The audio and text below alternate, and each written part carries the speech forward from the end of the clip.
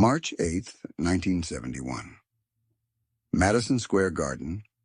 The fight of the century. Muhammad Ali versus Joe Frazier.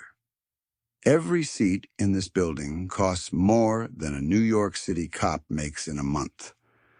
Frank Sinatra is crouched in the third row, camera in hand, working as a photographer because that was the only way he could get in. Diana Ross is here. Bob Dylan. Members of the Kennedy family. Vice President Spiro Agnew himself is somewhere in the crowd. And in the front row, closer to the ring than any of them, sits a black man in a floor-length chinchilla fur coat. Matching hat, gold on every finger, a Puerto Rican beauty queen on his arm, wrapped in white mink. He shakes Muhammad Ali's hand as the champ walks to the ring. Nobody knows his name. Not yet. Somewhere in the crowd, a detective lifts his camera. He's here to photograph mobsters. He's been snapping pictures of every Italian wise guy in attendance. The Gambinos, the Genoveses, the Lucchese's. But his lens keeps drifting back to the front row. "Who the hell is that?" he mutters to his partner. The partner shrugs. "No idea. But that coat's worth more than my house." Something doesn't add up. The Italians run everything in this city. The gambling, the unions, the drugs. They've had a stranglehold on New York's underworld for 50 years. A black man doesn't sit in better seats than the five families unless he's somebody bigger than they are. The detective snaps a photo, then another. He doesn't know it yet, but he's just captured the beginning of the end. That question, who is this guy, and where did he get that kind of money, would consume law enforcement for the next 4 years. And it would destroy an empire worth more than the Italian Mafia ever dreamed of building.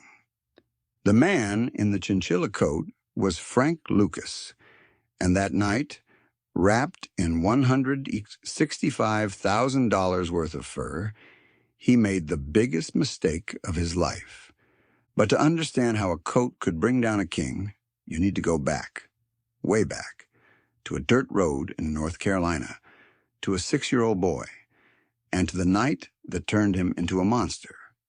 LaGrange, North Carolina. 1936. Frank Lucas is 6 years old when they come for his cousin, Obadiah. It's after dark. The crosses are already burning by the time Frank hears the trucks pull up. Men in white hoods, shotguns, rope. The kind of men who could do anything they wanted to anyone who looked like Frank, and nobody would say a word about it. Obadiah's crime? He looked at a white woman. That's it. A 12-year-old boy glanced in the wrong direction, and now the Klan was here to collect. Frank watches from behind a woodpile as they drag his cousin into the yard. He watches as they tie him to a fence post. He watches as they pour gasoline over his body. He was too young to do anything, too small to fight. All he could do was watch. Years later, Frank would tell this story 100 times. Sometimes the details changed. Sometimes Obadiah was shot first. Sometimes he wasn't. Sometimes there were 5 Klansmen. Sometimes there were 3. But one thing stayed the same every time Frank told it. Something broke inside him that night. Something that would never heal. "I decided right then," he said. "I was going to be the one doing the taking, not the one getting took. Never again." Frank grew up dirt poor in the Deep South during the Depression. His father was a sharecropper who died young. His mother raised 9 children on nothing. Frank, the oldest boy, dropped out of school before he could really read to work the tobacco fields. He spent his days bent over rows of plants, hands sticky with nicotine, making pennies while white men made dollars. But Frank Lucas wasn't built for picking crops. By 12, he was stealing chickens from neighboring farms. By 15, he was robbing bars at gunpoint. By 16, he'd graduated to jewelry stores.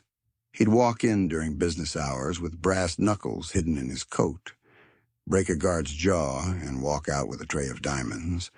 No mask, no fear, just cold nerve and the conviction that the world owed him something. Then he made a mistake that would set his entire life in motion. He got into a fight with his employer, a white man in Greensboro whose daughter Frank had been sleeping with. When the man confronted him, Frank didn't back down. He grabbed a metal pipe and hit the man across the skull. Then, while the man lay bleeding on the floor, Frank emptied $400 from the company's safe. Then he lit the building on fire. Just because. His mother found him that night. She knew what was coming. A black boy who put his hands on a white man in 1946 North Carolina didn't go to jail. He didn't get a trial. He got a rope and a tree. "You gotta run," she told him. "Get on a bus tonight. Go to Harlem. You got people there. And don't you ever come back." Frank Lucas left North Carolina before sunrise. He was 16 years old. He wouldn't return for decades, and when he did, he'd own the whole damn county. Harlem, 1946. The bus drops Frank Lucas at 125th Street, and he steps into another world. This is the capital of Black America. Jazz pours out of every doorway. The streets are packed with people who look like him, dress like him, talk like him. For the first time in his life, Frank Lucas doesn't have to step off the sidewalk when a white man approaches. He doesn't have to lower his eyes. He can walk straight ahead. People told him to get a legitimate job, be an elevator operator at one of the fancy downtown hotels, a doorman, a porter, something safe, something respectable, something that wouldn't get him killed. Frank lasted about a week before he found the pool halls. He watched the hustlers in their sharp suits and Italian shoes. He watched the Cadillacs double-parked on 116th Street.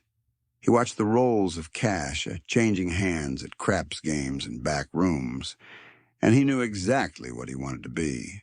He started small, pool hustling, stick-ups, running numbers for a local bookie. He learned the streets block by block, alley by alley. He learned who controlled what, who could be trusted, who would cut your throat for $10. And then one night at a pool hall on Lenox Avenue, he caught the attention of the most powerful black man in New York, Ellsworth Bumpy Johnson. Bumpy was a legend, a myth made flesh. He'd arrived in Harlem as a teenager from South Carolina, same as Frank, and worked his way up through pure brutality and charm. In the 1930s, he'd gone to war with Dutch Schultz and the Italian Mafia over control of Harlem's numbers rackets.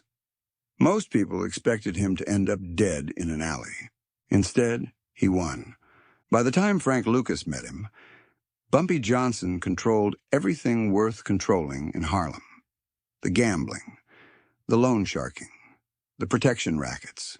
He'd done time at Alcatraz. He'd rubbed elbows with Lucky Luciano and Frank Costello. He was friends with politicians and poets alike, a man who could quote Shakespeare one minute and order a murder the next. The story goes that Bumpy spotted Frank hustling pool one night. Some local tough guy was talking trash, betting heavy, trying to bully the country boy from North Carolina. Frank took his money anyway, calmly, ruthlessly. Not a flicker of fear in his eyes. Bumpy liked what he saw. "Kid," he said, walking over after the game, "you work for me now." Frank didn't argue. For the next several years, he became Bumpy Johnson's shadow, his driver, his bodyguard, his enforcer, his student. They drove around Harlem together in Bumpy's Cadillac, making stops, collecting debts, reminding people who ran things. Bumpy taught Frank everything: how to dress, always conservative, always understated, never flashy. How to talk, proper English when needed, street slang when it wasn't. How to read people, their fears, their weaknesses, the things they do anything to protect. But more than anything, Bumpy taught Frank one lesson that would define his entire career. The loudest man in the room is always the weakest. Stay quiet. Stay invisible. Let other people flash their money and their guns. Let them drive the Rolls Royces and wear the diamond rings. You stay in the shadows. You dress plain. You act humble. And while everyone's watching the loud ones, you're the one actually pulling the strings. That's where the real power lives. Frank Lucas learned that lesson well. He would also forget it at the worst possible moment, and it would cost him everything. July 7th, 1968. Wells Restaurant, Harlem. 2 a.m. Bumpy Johnson is eating his favorite meal, fried chicken legs, hominy grits, a cup of coffee, when his heart finally gives out. He's 62 years old. He's been to prison 3 times. He's survived gunfights and contract killings and the full weight of the NYPD trying to put him away. He's outlived most of his enemies. In the end, it was the chicken that got him. He clutches his chest, slumps forward, and dies right there at the table. They say his childhood friend Junie Bird held him in his arms at the end. They say he didn't suffer. Frank Lucas wasn't there. Despite what the movies show, Denzel Washington cradling Clarence Williams III as he takes his last breath, Frank was somewhere else that night. Some say they'd had a falling out years before. Some say Frank exaggerated how close they really were. None of that matters now. What matters is this: Bumpy Johnson is dead, and Harlem is up for grabs. The Italian Mafia smells blood. They've tolerated black control of Harlem for decades because Bumpy kept things running smoothly. Now they're ready to move in, take over the drug trade, push out anyone who resists. Other black gangsters start circling too. Nicky Barnes, flashy, violent, ambitious, wants the crown. There are 6 other pretenders waiting in the wings. Frank Lucas watches them all, and he has a different idea entirely. The heroin trade in New York works like this. The Italians buy from the French connection, Corsican smugglers who process opium in Marseille and ship it across the Atlantic. The Italians mark it up, cut it down, and sell it to black dealers in Harlem at extortionate prices. By the time heroin hits the street, it's garbage. 3% pure. Maybe 5 on a good day. The rest is baby laxative, quinine, whatever cheap filler they can find. Frank Lucas has been thinking about this for years. The markup is obscene. The product is terrible. And the Italians are the only ones getting rich. What if you cut out the middleman? What if you went straight to the source? A week after Bumpy's funeral, while everyone else is fighting over scraps in Harlem, Frank Lucas boards a plane to Bangkok. Alone. He doesn't speak Thai. He doesn't know anyone in Southeast Asia. He doesn't have contacts in the drug trade over there. He's a hustler from Harlem with no backup, no plan, and nothing but nerve. But Frank Lucas has what he calls an expectation of invincibility. He believes with the pure faith of a sociopath that he cannot lose, that the universe will bend to his will. It's insane. It's suicidal.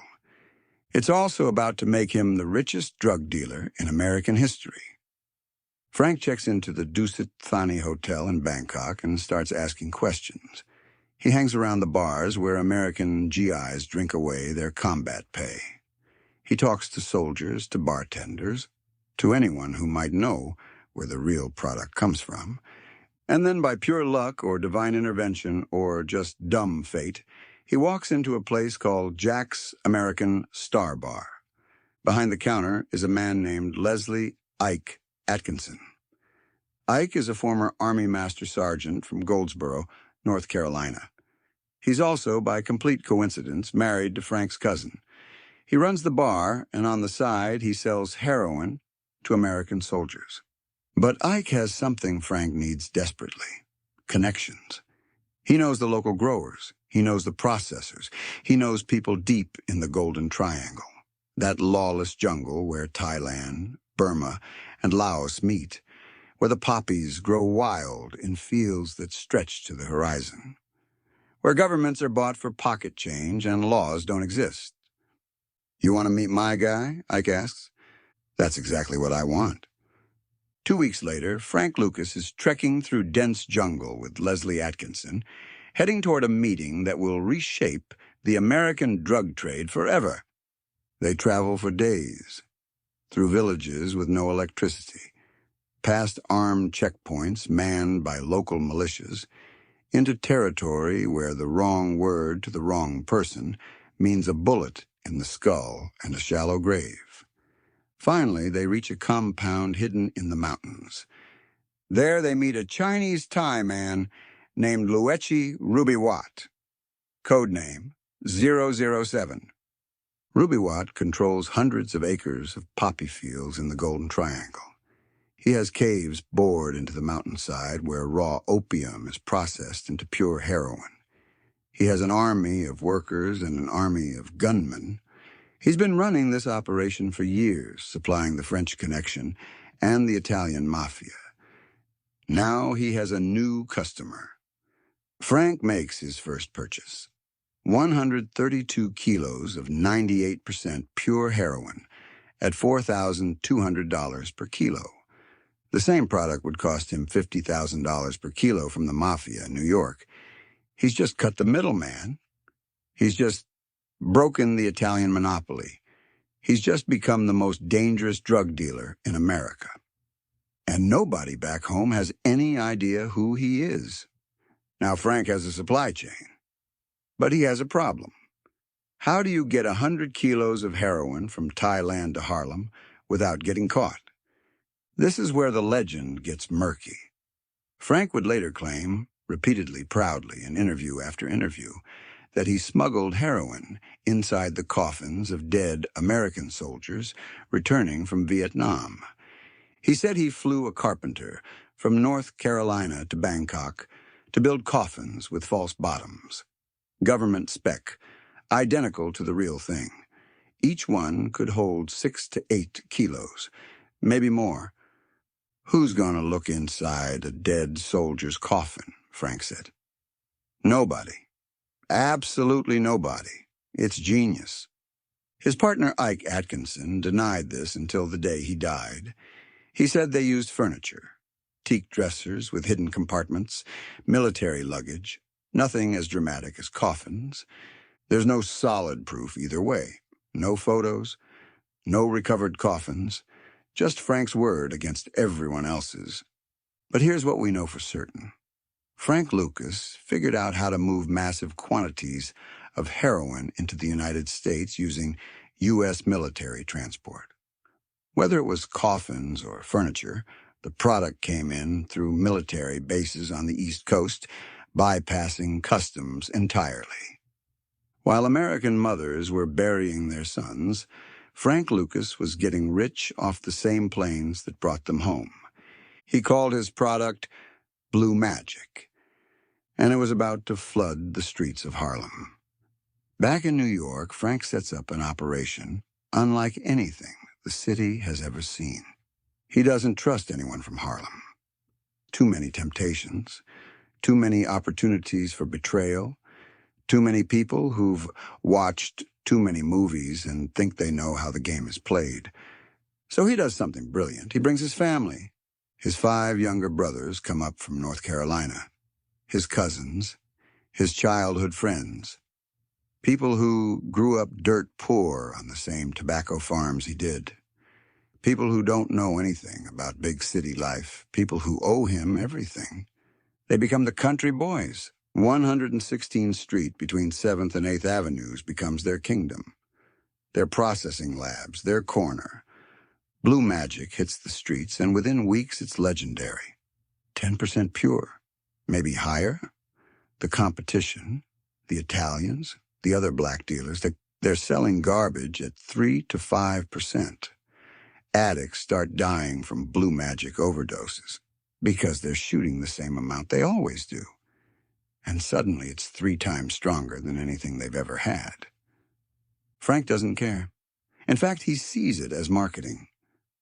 "We had the best product in the city," he'd say later. "When your customers are overdosing, that means you got the real stuff. Word gets around." He sets up processing labs in safe houses around Harlem. The workers are women, always women, because they're less likely to steal, less likely to use. They work completely naked, not for Frank's entertainment, because you can't steal dope when you don't have pockets. A petite woman with red hair runs the operation. They call her Red Top. She's ruthless, efficient. Anyone who skims, anyone who gets lazy, anyone who talks, Red Top handles it. At his peak, Frank Lucas claims he's making $1 million a day. Even if it's half that, even if it's a tenth, we're talking about more money than any black dealer in New York has ever seen. The money changes everything. Frank buys a mansion in Teaneck, New Jersey, a white suburb where black families are barely tolerated. He buys a 3,000-acre ranch back in North Carolina, apartments in Miami, office buildings in Detroit, properties in Puerto Rico. He washes the money through dry cleaners and gas stations. He stashes millions in Cayman Islands bank accounts. He moves his mother into a beautiful house. She prays for him every single day. She has no idea where the money comes from. Or maybe she does and just can't bring herself to ask. Frank Lucas has everything he ever wanted.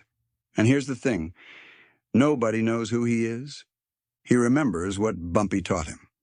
He dresses in plain suits, off the rack, nothing fancy.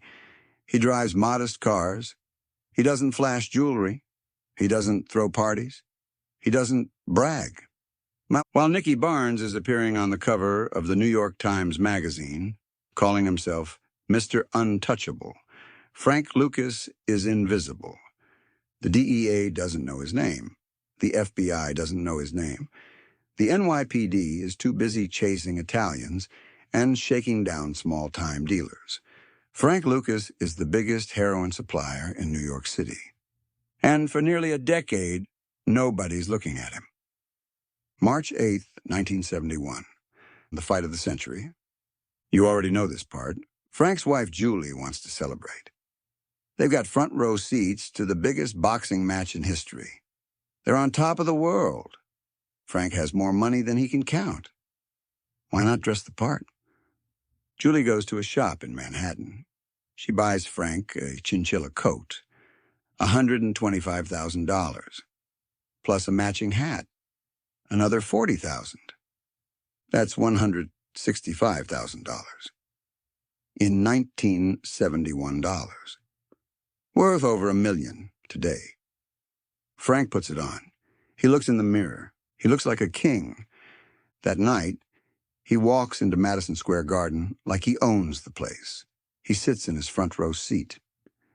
Better than Sinatra. Better than Diana Ross. Better than the vice president. Muhammad Ali walks past. Frank reaches out. They shake hands. And somewhere in the crowd, a camera flashes. Within days, that photograph is circulating through every law enforcement agency in New York.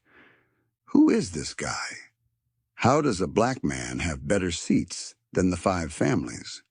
How does anyone have a coat worth more than a detective makes in 5 years? The questions multiply. And now, for the first time in a decade, people are paying attention to Frank Lucas. The DEA starts digging. The Organized Crime Control Bureau starts digging. They pull records. They talk to informants. They start watching the country boys on 100 to 16th Street. Frank knows he's made a mistake.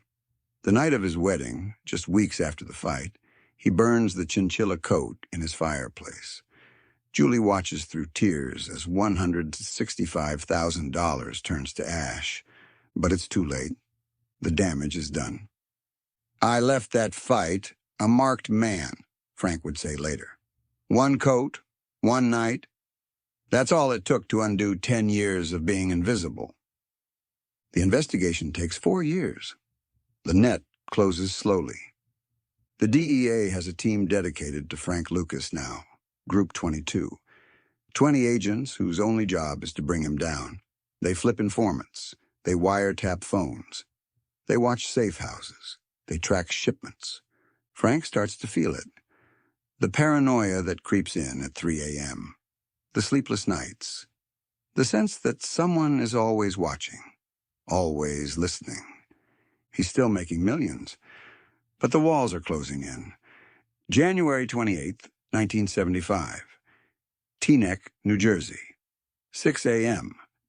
20 agents, 10 from the DEA, 10 from the NYPD, hit Frank Lucas's house. His wife, Julie, panics. She grabs suitcases full of cash from the attic and throws them out the window. It doesn't help. The agents are everywhere. They find $584,000 in cash, keys to safe deposit boxes in the Cayman Islands, property deeds for a dozen buildings, a ticket to a United Nations ball, personally sent by the Honduran ambassador. Frank Lucas, they realize, has friends everywhere. But not anymore. He's not even home when they raid. He's arrested later that day. His brothers are rounded up. The country boys fall one by one. The empire that took 10 years to build crumbles in a single morning. The trial is devastating. Prosecutors bring witness after witness, addicts who nearly died from blue magic overdoses, families torn apart by heroin, communities hollowed out by the epidemic Frank helped create.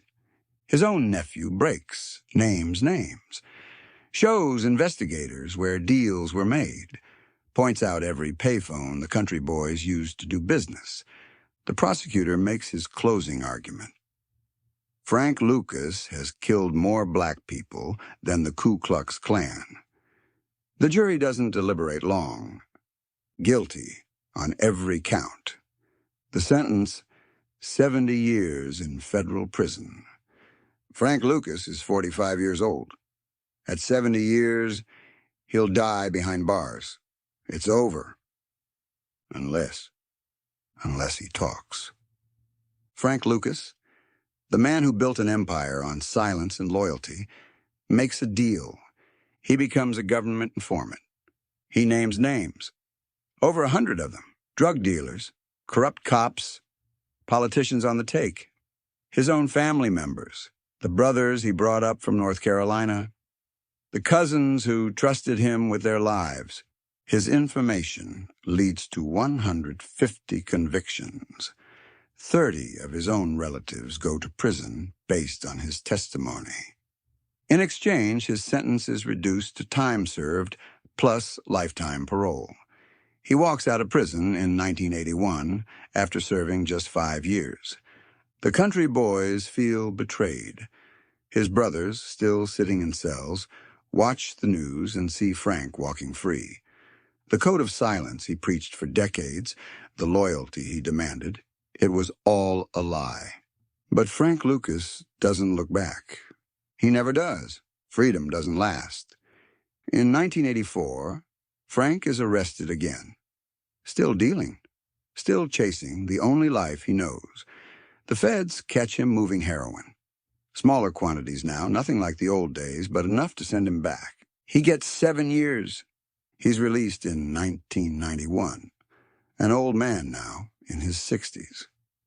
Broken in ways that don't show. His wife, Julie, has left him.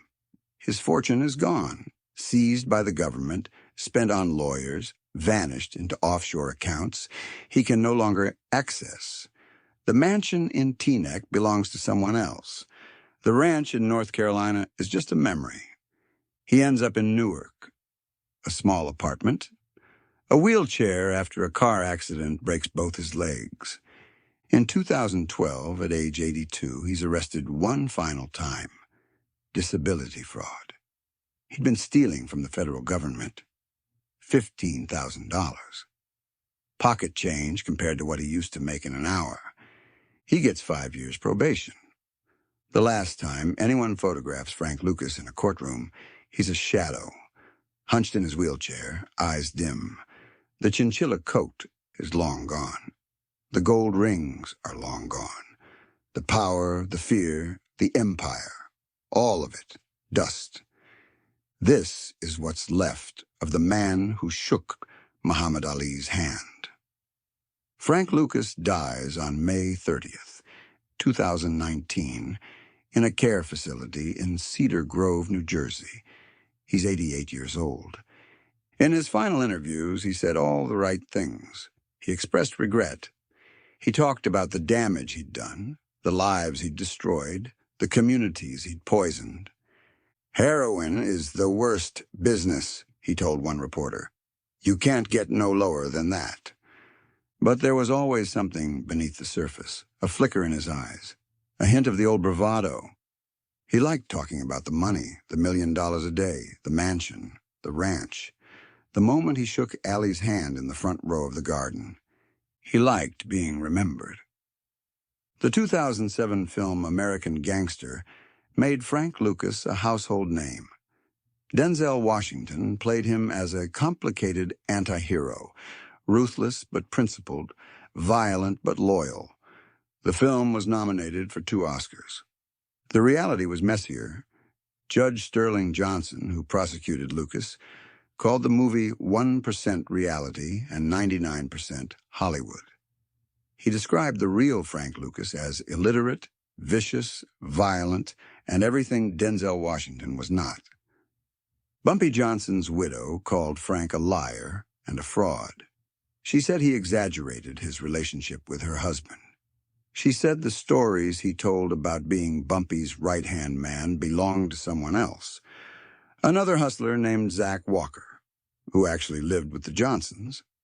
Other dealers disputed his power, his profits, his importance. They said he inflated everything, made himself the hero of a story that had a dozen other players. Maybe they're right. Maybe Frank Lucas was just another drug dealer with a good publicist. But here's what nobody disputes. He changed the game. He proved that a black man from nowhere could outthink, outmaneuver, and outlast the Italian Mafia. He built a supply chain that stretched from the jungles of Southeast Asia to the corners of Harlem. He made more money than anyone thought possible, and he threw it all away because he wanted to look good at a boxing match. The coat was destroyed decades ago, burned in a fireplace while Frank's new bride watched through tears.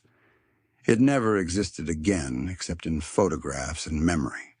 But that image, the black man in the front row, draped in $165,000 worth of chinchilla fur, shaking hands with the greatest while Frank Sinatra works as a photographer in the cheap seats, it became something larger than Frank Lucas ever was. It became a symbol of ambition, of hubris, of the razor-thin line between power and self-destruction. Frank Lucas spent 10 years invisible, 10 years building something massive while everyone looked the other way. 10 years following the lesson Bumpy Johnson taught him. Stay quiet, stay in the shadows, let the loud ones draw the heat while you do the real work. And then he forgot. One coat, one night, one photograph. That's all it takes to bring down an empire. Frank Lucas wanted to be somebody. For one glorious evening at Madison Square Garden, he was. The man in the front row, the king of Harlem, the ghost made flesh. And that's exactly what killed him. Not a bullet, not a rival, not the law, vanity. The loudest man in the room's always the weakest. Bumpy taught him that. Frank just forgot to listen. Here's the final irony. The thing that should keep you up at night, Frank Lucas died rich, not mansion rich, not Cayman Islands rich, but comfortable. He got a cut of the American gangster profits. He sold his life rights. He gave interviews for money. He became a celebrity. Meanwhile, the communities he poisoned with blue magic never recovered. Harlem is still dealing with the aftershocks of the heroin epidemic he helped create. Families are still broken. People are still dying. Frank Lucas expressed regret in his final interviews. Maybe he meant it. Maybe he didn't. But here's what I keep thinking about. He built an empire on silence, on invisibility, on the wisdom of staying in the shadows. And the moment he stepped into the light, the moment he chose vanity over caution, ego over survival, it all came crashing down. He spent the rest of his life trying to get back into that light. Movies, interviews, fame. The coat destroyed him, and he never stopped wanting another one.